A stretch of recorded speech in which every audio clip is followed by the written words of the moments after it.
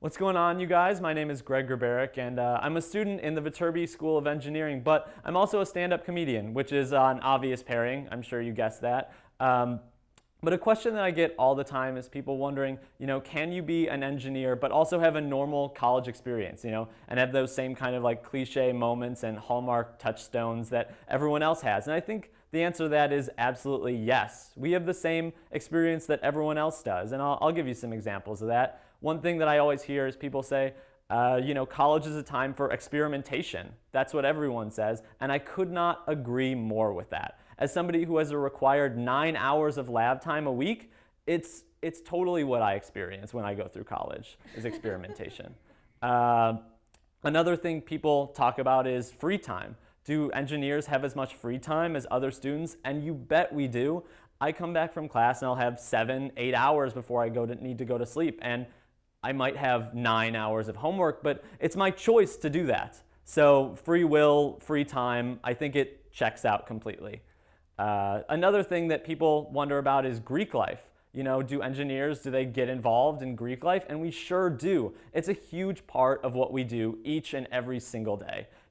Delta, gamma, theta, epsilon. If you don't understand those, you're not going to get through even a single day of differential equations. So Greek life and culture is a huge part of every engineer's life.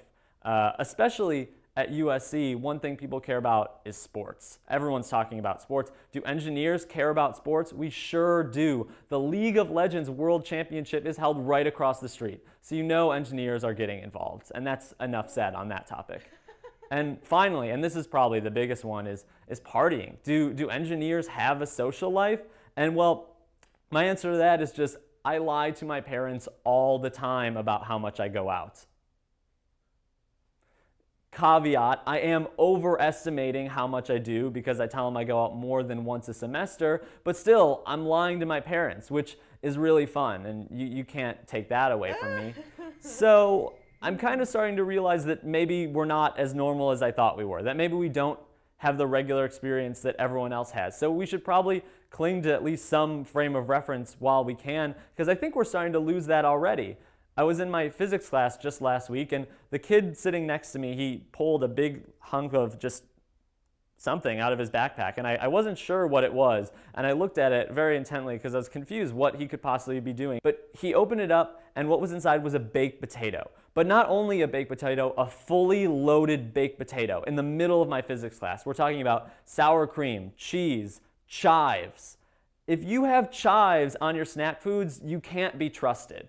If I was to make a Venn diagram of foods that are chives and things you can eat in physics class, it's not a Venn diagram. It's just two really sad circles sitting next to each other. And back in the classroom, I just couldn't be helped but be amazed by how little the rest of the class seemed to care. I could see the kids, they would just make eye contact with the potato. The potato doesn't have eyes, but you know what I mean. And they would just look at it and they would just